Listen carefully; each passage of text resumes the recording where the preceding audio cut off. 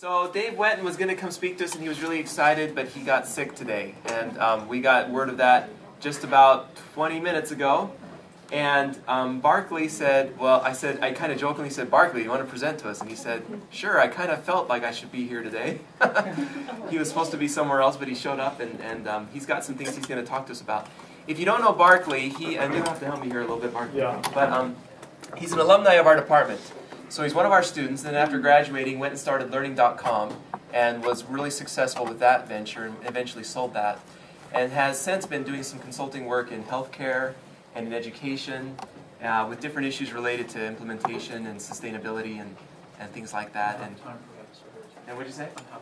And he is, yeah, and that's the other thing I was going to say, is he is a half-time professor in our department and teaches, I think right now this semester you're teaching a class, is that correct? So, you know, if you see Burns on the class schedule, this is who it is, and he has some really interesting stuff that he can teach in some of the classes he has too. So, anyway, we're excited to hear from you. Great. Well, I'm so grateful for all the time I had to prepare for this presentation. As I thought about this opportunity, it's just been weighing on me for 20 minutes. But but seriously, I want to share something today that I think is so relevant to you as students in instructional psychology. People who've had my classes will be familiar with the language and the types of things I'll be talking about. So I was an IP&T student here. Dave Williams was my chair back there, and I taught at Orem High School and created a little high school within a high school there called Community Bound, and had that opportunity to teach in public high school for 6 years. And following that, I went and was enrolled in a PhD program at the University of Cambridge in strategy and organizational economics. I really wanted to figure out, how do you scale instruction? How do you scale learning to many, many people? And that was the challenge I had set for myself getting into this second PhD in England in strategy and organizations and economics. And so I was there for 2 years and got the really bright idea of trying to start a company in 1999-2000. And I recruited a friend, and we started it called learning.com. So I'd finished all my coursework and exams at Cambridge, talked to the dean, and she said, hey, go give this a shot. So we launched learning.com, and I was there for 10 years. And then I had the opportunity to sell my founder shares, and I then was approached by BYU, and they said, hey, we'd love to have you come and help out. So I said, sure, and we were living in Portland, so we now live in Midway, Utah. And Cambridge was kind enough to readmit me to finish my dissertation. So I'm right in the thick of that, gathering my data. I need to submit my 3 articles. How many here are PhD students? How many here are doing a 3-article dissertation model? Cool. I really recommend it. It just seems like such a great way, because then you're so prepared for the publication route. And so I have just an extraordinary group of advisors from all over a lot of them are in the U.S., and they're very, very great, thoughtful people. And I have been studying healthcare, though my heart and soul are in education, and I'll always be there. But I wanted to step out of education for a while. Sometimes you need to kind of step out of something you've been in for 20 years to see it from a new lens, to see it from different perspectives, and to understand how you can understand what it is you've been immersed in better. So I have been spending the last 2 years working and researching with Intermountain Healthcare. And they are trying to implement something that is absolutely parallel to what we're trying to do in education. They are doing in healthcare, and healthcare is a really interesting human endeavor. It's really challenging. If you think public education is bureaucratic, and inefficient and political. Healthcare is at least an order of magnitude greater. Yeah, so it's far more complex. The incentives are really screwed up. So if you want to go and understand the most dysfunctional thing in the world, go study healthcare in the United States, right? So it's like, okay, take on the biggest challenge. And then I look back at public education and I go, all right, there's hope for us, right? So what they're doing in healthcare right now is very similar to what's happening in education. There is a very large initiative within Intermountain Healthcare that I'm studying that's called personalized primary care. And for a minute, think about why this is quite germane to education. What they're trying to do in the clinics is to have a much tighter doctor-patient relationship. So the corollary, student-teacher relationship. And they're trying to provide care in a personalized manner so that people don't accelerate acute conditions into chronic, that people who have chronic conditions start to get on top of them. There are a handful of very large drivers to cost in the United States in healthcare. Things like asthma, diabetes, coronary heart failure, high blood pressure, depression is actually one of the really big ones. And so what the personalized primary care is trying to do is look across the population of patients and say, okay, how do we individually meet their needs? How do we then provide the education? So this is a highly education-oriented program. How do we intervene? How do we use data? How do we follow up? Right? So are all these things sounding familiar to public education? How many have heard of response to intervention?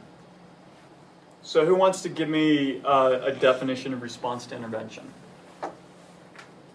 Rick, do you want to take I'll do it if no one else will. I'll do my best. The idea is that you respond to the degree that the student needs to be assisted. Yeah. And so originally you maybe don't need to do a whole lot.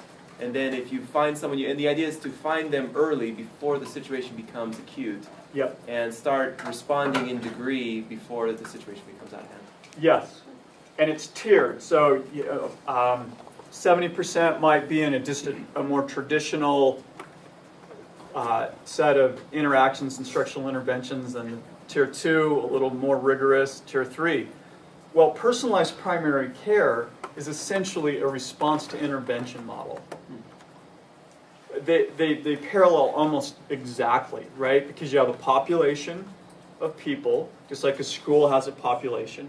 You have people within that population who have varying degrees of needs. And so the better you are at identifying those needs and then staying on top of those needs with data. How many are familiar with database decision making or data-driven decision making in education, right? Anybody doing their research on data just decision making here? Oh, okay. But data is a big part of this. It's how do we then build the organizational structures and the organizational mechanisms to get either students, the multitude of students, to progress and grow and develop, or to get the multitude of the patient populations to grow and develop. Does that make sense? So they're virtually the same human activities. They both involve learning, they both involve growth, they both involve change, they both involve types of interventions, they both involve data, they both involve outcomes that you're concerned about, places you want them to go, those kinds of things.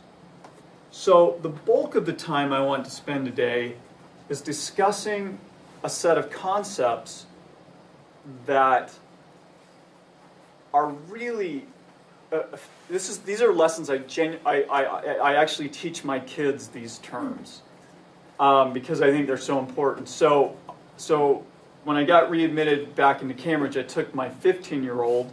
I had 2 more terms of residency. So my 15-year-old and I went over there a year ago, spring. And so she was with me, and she'd go to meetings and things, and we'd have these deep conversations about organizations and organizational economics and these kinds of things. And then last spring, I took my 13-year-old with me. And I really tried to embed, and I'm trying to embed these concepts in my kids. Because if you understand these, whatever research you do, whatever instruction you design, whatever educational organization you try to create will be better directed. And so there are 5 principles that I want to teach. And so there are these principles right here. I don't know if you can see them very well. Can't see them at all. There's got to be a way for me to just... If I'd have had 5 more minutes, I would have been able to... Try the little magnification slider there. Yeah, that might... You can just scroll over. That's getting big.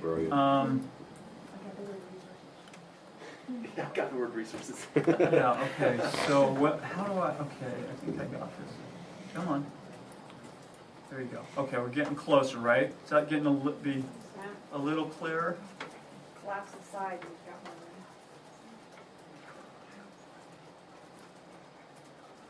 one Okay. Basically... Yeah, collapse the side. Like... Side. Where No, it no, says no, no, no. the shots of the Slides, slides. outlines, where your 2 little... I am straight up. Go up, here. Getting down, down, over, to the right, a little bit. Yes. Right there. Thank you. Hot, cold, warm. Okay. So we're looking under this column right here. And so after 2 years of formally studying strategy and then founding learning.com, and it turned out to be a reasonably successful endeavor, currently serving roughly 4 million students through state and district contracts.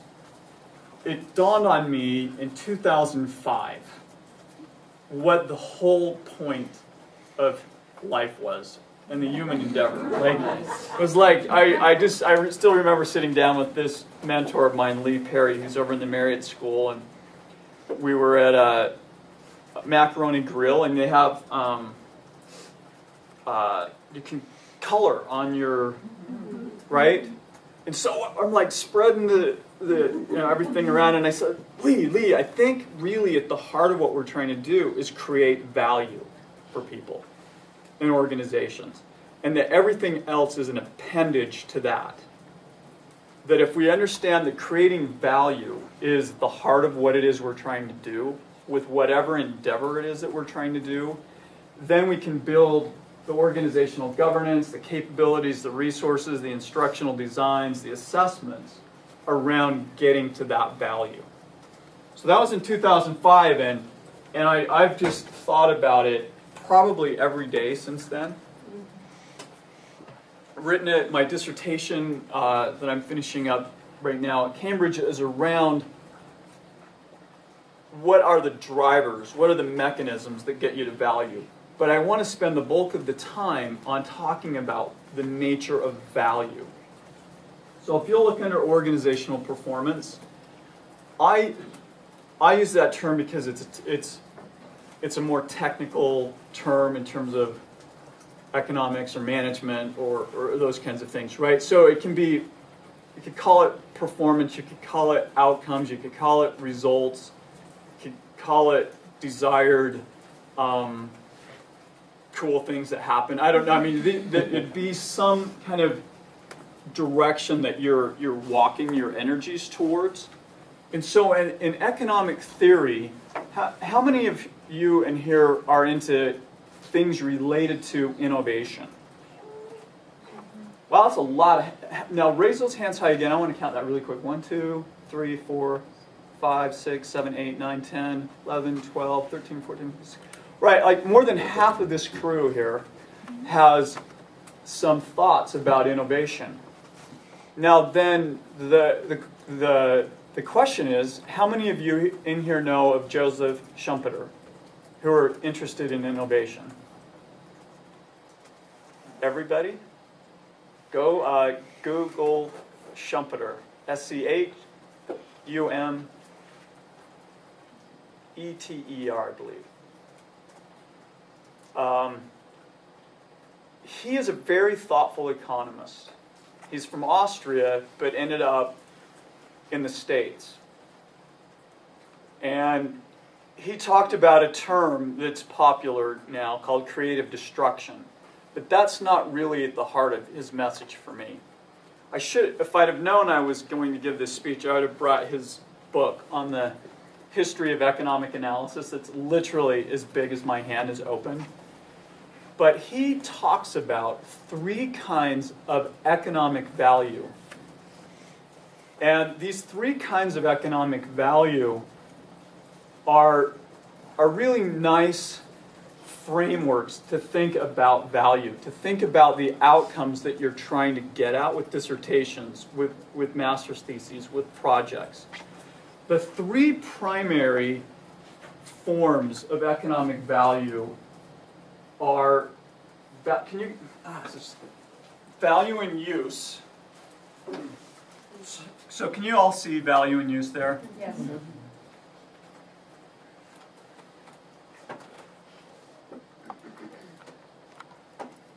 Okay, so what might, in a clinical setting, I've aligned value and use with effectiveness or quality. So in a clinic, you're very much concerned about the healthcare outcomes of your patients, right? So in a school setting, what is the value in use? What do we care about? What value in use do we hope that our students derive from this whole enterprise of public or private or higher education? What is the value in use that we're interested in?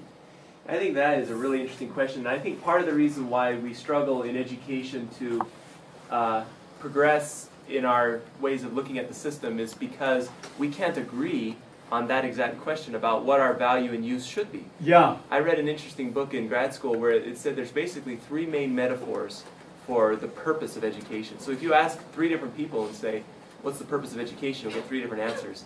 And one was basically to be prepared for the workforce so you can make money. Yeah. The other one was to maximize human development so you can be happy. And that's kind of a liberal arts idea, you know, I'm going to go and I'm going to maximize my ability to be a full human being and be happy. And the third one was to promote social equality kinds of things, that you can use education as a mediating way to equalize, you know, social inequality. Yeah. And there's those 3 different models, and you can ask 3 different people, and they'll each argue that their point of view is really what education is all about. And, Yeah. and they're very separate, and it makes it hard to know what we are trying to achieve. That's it. Okay, so this is right, it provokes a very interesting set of discussions. But it frames it slightly differently if you're thinking about it in terms of value, right? Rather than just in terms of, quote, purpose. Oh, okay. Do you know what I'm saying? Because, look, we spend $1 trillion a year in education in the United States, right? So it's a very large economic institution. And some value should be derived from those efforts, right? So when you start to think, okay, in terms of value rather than purpose, it's slightly different because you're saying, wow, if I'm not generating or creating something here for the end user, then I'm not really sure if I'm doing my job, right? Andy had his hand up. I was just going to say that sometimes we look at it monotonically. We look at it as monolithically, as if there was a value. Yeah. And it was going to be one of those choices. But almost everything that we do is held in place by a whole variety of different values that it presents to us. Yeah. It's almost like a little energy low that we settle into. We do something because it satisfies a group of needs for us, has a group of values, many values for us at once. So it's almost like, I went to a leadership training once where they had a steel ring and a bunch of ropes leading away from it. Of course, they gave everybody a hand on the rope, and they were supposed to use this steel ring now to pick up a ball and carry it so many feet and do something with it. But it had to be done by this group of people all together. It was very hard to do because so many different people were tugging so many different ways that they found it even hard to just pick up a simple ball and move it. But deciding what value we're getting from something, and it's a very dynamic thing, and many values at once determine what we choose. Yes. And so being cognizant of that, the value is something we hope to be generating or creating for the students, the 55 million students in public education, should be something we're thoughtful about, right? In healthcare, it's about the quality of the delivery of care and those outcomes. That's kind of their simplified measure. Okay, then you end up in the second value, in value in exchange. It's an efficiency cost thing in healthcare, but what might value in exchange be in public education?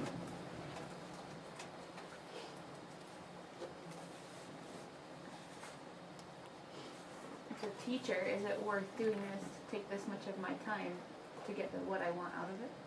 Yeah. So there's two parts of the exchange equation at least, right? There's the teacher or there's the system, and then there's the student and the parents, right? So once you start talking about exchange, you have to ask very hard questions about who has a stake in this endeavor. And so instantly an exchange question becomes a stakeholder question. And what is fair within that exchange? And it also has to do with, I have an autistic brother-in-law, and we live in Minnesota. Minnesota is very supportive. It's one of the better states in terms of just social support for, but you think of all of the costs that went into his education and for what benefit. The cost benefit isn't necessarily, that's maybe weighed against, I don't know, something like access, value and distribution, or value and use if we do see something important about, social equality or something, but that value butts up against sometimes some of our other values as well. Yes. So is it neutral? When we think about value, is it neutral? Is it amoral? Or is it, in its essence, ethically grounded? It's a... I think naturally, whatever we attribute value to is colored by what our belief system is, what we hold important to ourselves. Like, what we value as a person is what is going to end up being valued in the organization or that we support. Yeah. So is there inherent, when you start talking about value and exchange, are there inherent conflicts that can emerge? Right? So if you're an administrator of a district or a school, to be mindful of these kinds of values, right? Like value and use. I want kids learning, growing, developing, graduating, being creative, being prepared for life. I want my teachers as reasonably compensated as I can, right? But then there's going to be all kinds of constituencies pulling and stretching that boundary in value and exchange. Janelle, am I right on the... I got it right, yeah. Good job, thank you. The way that educational leadership, as far as I understand it right now, is it's moving more towards that and towards programs that are training their students to develop the skills to be able to make those kinds of exchanges for the most benefit for themselves and to develop the skills they need to be able to deal with those different values and different stakeholders. Yeah. I spent, go ahead. When I say on two levels, because values by their very nature are bound with moral and good, bad implications. But if you make it neutral, then it's more widely available for exchange for a lot of different value systems.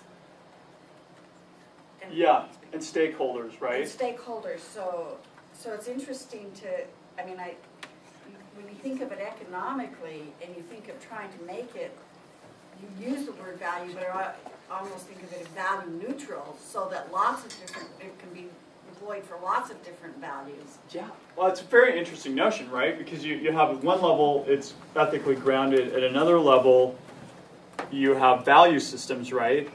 And Utah's not the most diverse place on the planet, but it's reasonably diverse, right? So you're going to have different ethnicities, you're going to have different religions, you're going to have, I mean, if you're in Salt Lake, I've spent the last decade plus in urban school systems.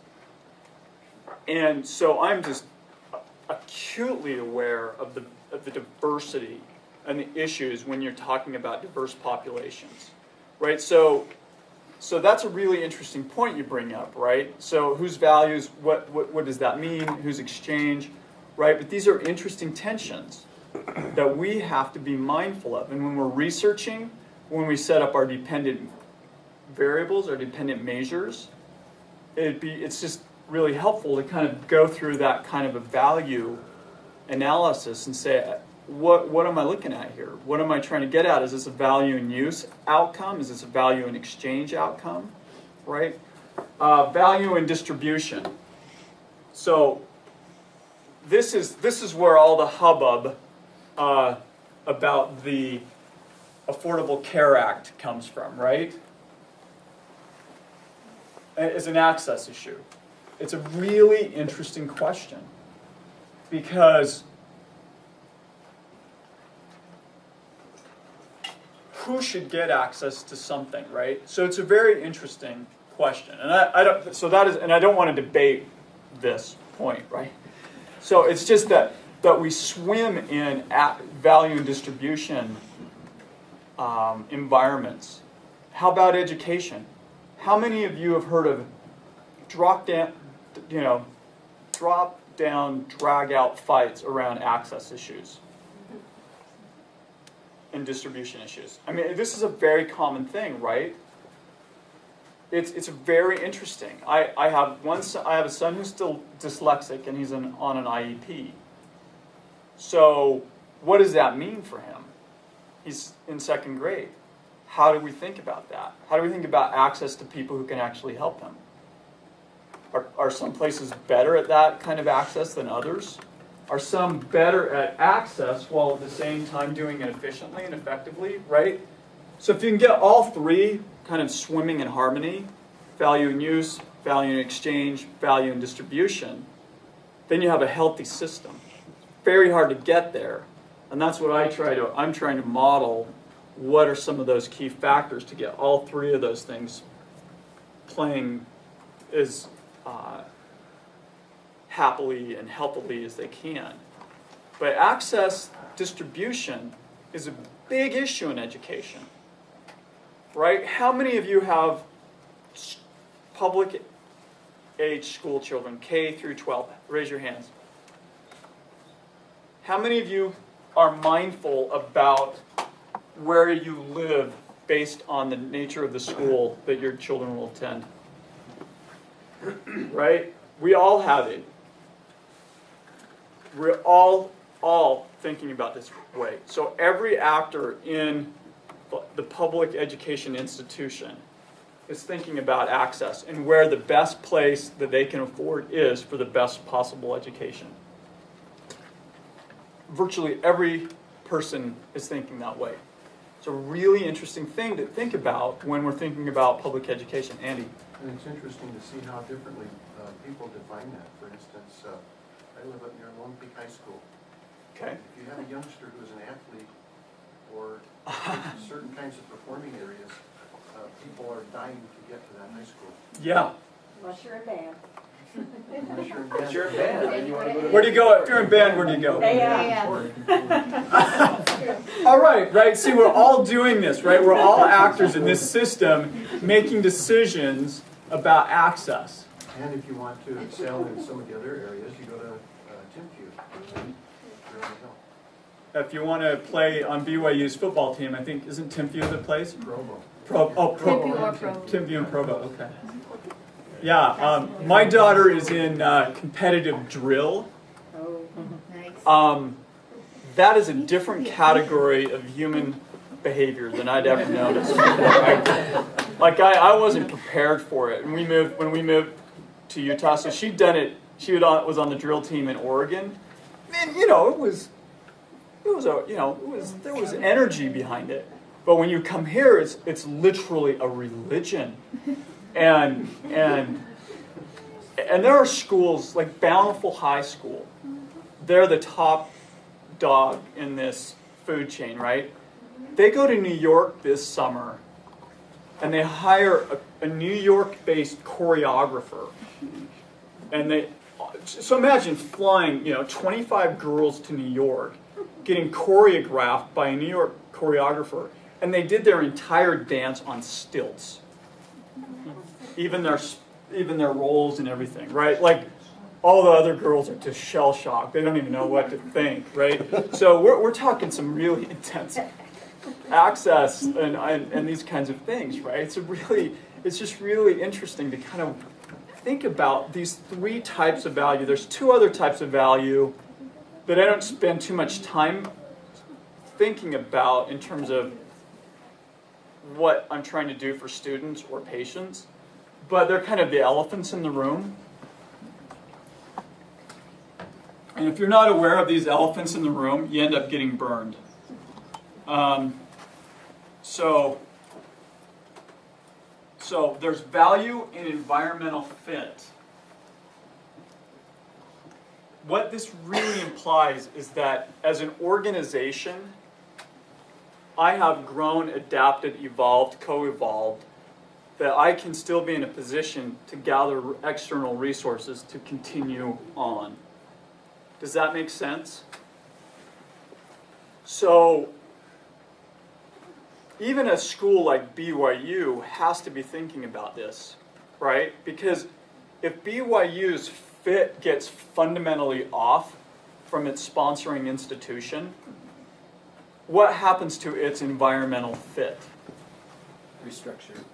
It does, right? It just is, and so each organization, each school has to be thinking about, how is my environmental fit? Can I continue to get resources next year, 10 years from now, to do the endeavor of meeting the three things that I care about: helping students learn, helping them learn from a good teacher in a way that we can afford, and that the more kids that can learn from a good, effective teacher, the better, right? So we care about that. But if a system is, or a school or a district is out of sync with its environment and no longer fits, then all of a sudden resources get consumed and pushed somewhere else. So one has to be mindful of this. I'll give you an example. I helped turn around an elementary school in Cortez, and Alicia Cortez Elementary School in Chino, California. Title I, test scores had dropped. They were on program improvement. Really nervous. So I met with the principal, and I said, "Hey, I want to spend 4 months down here. I'm gonna want to film this and see if we can get just this massive pop in student test scores, so that you can, not be in risk for resources and that kind of thing." And by the grace of the heavens above, we got them there. So they ended up over the magic number that was utterly unexpected. And so they were able to sustain more of their resources, get recognized as as one of the top performing Title I schools, so more resources came, right? So there was this environmental fit thing going on. Now so these are the two elephants in the room. in any human endeavor, right? Environmental fit, people are thinking about this. BYU, when they did their can't hire anybody, hiring freeze, was an environmental fit issue at some degree, right? It's like we need to be able to adapt for long enough so that we can survive and be in a sound position going forward, right? So these kind of decisions happen. And then the other big elephant in the room is the value and financial maximization. Healthcare, this is the corruptor, and it is never the stated policy or position of any healthcare system, but in operations, it is 90% of the effort.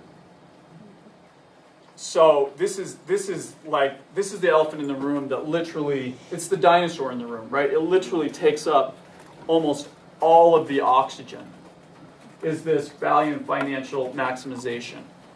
And so, though we say we want greater quality in care, and we say we want greater access, and we say we want to do it more efficiently, ultimately, every single person in an administrative position is paid based on the revenue they generate. So we can have these values, but if that's your focus, that's what happens. So you end up with these same kind of tensions in public education, right? So where does this gather an astounding level of velocity? And who are the proponents of this? Well, to an extent, doesn't financial maximization play a role in how different disciplines are compensated for professors? Yes. Yeah. So yeah, in a higher ed, it's a discipline battle. I can tell you who makes the most money on the campus. It's finance professors. Oh, yeah, for They sure. make way more than accounting. No, actually, accounting professors usually make a lot more than finance. Accounting do? Yeah, they've got an big accounting PhD program in Georgia, and the accounting folks thought it was really funny that they made a lot more than the finance folks. But Well, and there's two business schools I'm affiliated with, that isn't the case. that wasn't the case. Yeah, say it's a public institution, so you can look it up, and I did, and they made a lot. Yeah. Yeah. So there's that plays out across institutions of higher ed, but where else? I mean, where else? Actually, we have an alternative view over here. It's the football coach. Well, there you go. I suspect. Yeah, is because it? they What, bring in the revenue. yeah. They bring So in the yeah. alumni donations. And it's interesting. So what you're is talking about. Bronco Mendenhall the highest compensated employee of BYU? Nobody knows. Nobody knows. But who would, if you had a penny to bet, who would bet Bronco Mendenhall's the highest paid person in BYU? Yeah, right. Somebody had a hand. Yeah. I was going to say, this really is the big thing that drives education, unfortunately. A lot of the state schools, I don't know how many of the students know this, but the state schools traditionally have been funded by the state. Yeah. And so their purpose was to improve student learning and do all this kind of stuff, because that was the state's goal. But now it's more like state schools like the University of Georgia and stuff like that, they're now about maybe 5 or 10% funded by the state, Yep. and almost 90% funded by grants. Yep. And so you're seeing a shift in that the state can't fund the universities anymore, so grants have to. And if grants have to, then whatever you're doing on campus is basically whatever the grants want you to do. Yeah. And so grants are driving education. And what are their revenue? That's all it is. It's all about finding revenue. And so a lot of times you'll scratch your head and go, why are universities doing this? And it's pretty much just because they're trying to find revenue. It's just important when you're thinking about your research, I hope I've done this in a convincing manner, that you at least run through these 5 types of value, because it helps you kind of see what are the conflicts, or what is it I'm really trying to do? Am I really trying to expand access? Am I really trying to increase value and use? Like David Wiley's doing this project with free or open source textbooks, right?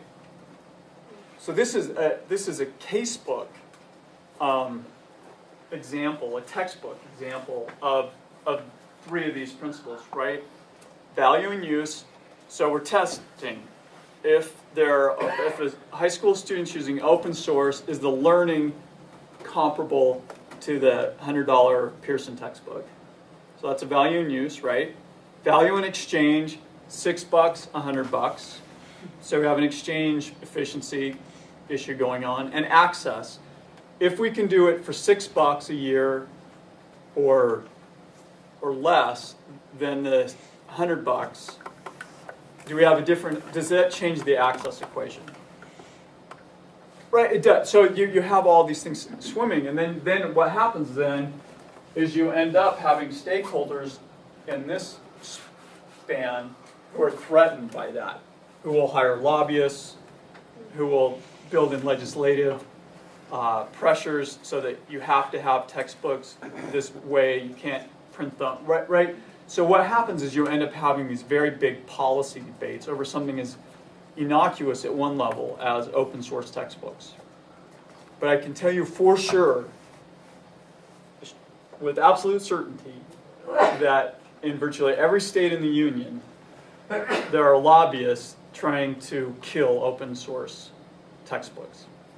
And I suspect I bet you there's, I suspect there's at least 10 million a year on the low side of lobbying dollars trying to kill open source textbooks. I suspect it's closer to 50, but I think it's at least 10. So what I'm trying to do is say that whatever your endeavor as an instructional designer, as an instructional psychologist, that you're swimming in a sea of value choices. And the understanding the tensions between them, understanding what it is you're really trying to get at, when you're thinking about your dependent measures, it's just interesting to just kind of run it through these 5 economic value ideas. I'm finding it really helpful for my research with Intermountain Healthcare. I'm launching a very big project on high school graduation and trying to get at what are the governance and capabilities, mechanisms that explain differences in high schools around the state and the country. But if you don't have the value, the outcome, the clear and its tensions, then you end up finding very different drivers to whatever it is you're trying to do, right? So this sets up what your independent variables are in a lot of ways, because it makes you think through, okay, where am I trying to get? Okay, then what is it that's, what interventions, what instruction, what things are there for enabling or helping me get there? Does that seem reasonable, a reasonable argument? And so, so I'm playing with this, with taking this model basically in education. I'm not going to go through this, but this is basically doing the same. I've taken the same model and done this for RTI, or tiered systems of support. And I've gone through and looked at what I think the values are. And I have things like personalized growth, graduation rates, total student load, these kinds of things. And then I have what I know from theory and from research are some of the mechanisms that lead to that. And they bundle under governance and capabilities and resources. And instruction is both a resource, and it's also effective instruction has to have people capable of using it, right? So it's a resource and a capability. Does that make sense? And any assessment that is used anywhere is a governance mechanism, because it's all about how do we measure, monitor, and these kinds of things. And I'm not going to get into the kind of why these mechanisms and what sets them up in terms of governance, but there's a causal model that kind of pushes you there. So that's how I've kind of come to orchestrate, understand education. And it doesn't answer all questions, and it is economic at one level, but at another level, it's really about people, right?